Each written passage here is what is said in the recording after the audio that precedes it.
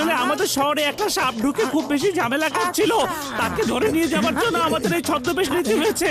আচ্ছা তাহলে এই গল্প তাই না? সেজন্যই তো আমি ভাবছিলাম আপনাদের দেখে অন্যরকম লাগছে কেন।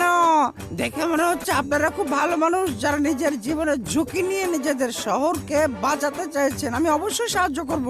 আমি শুনেছিলাম যে ওটা কোনো আসল সাপই না, কেউ একজন নকল সাপ বানিয়ে সবাইকে ভয় দেখাচ্ছে। তারপর আমি খবর নিয়ে জেনেছি ওই সাপের মালিক হচ্ছে জন। জন নামে একটা লোক, ও ভয় দেখিয়ে সবার জিনিস চুরি করে। কত শোনা।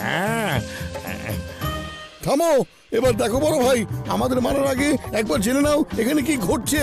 হ্যাঁ, নাও আমার প্রিয় সাপ, এই যে দুধ খাও, তোমাকে দেখাচ্ছি। আর তোমাকে দেখেই সব লোকজন পালিয়ে যাচ্ছে। আরে ভাই, তুমি তো আমাকে কোটিপতি বানিয়ে দিয়েছো।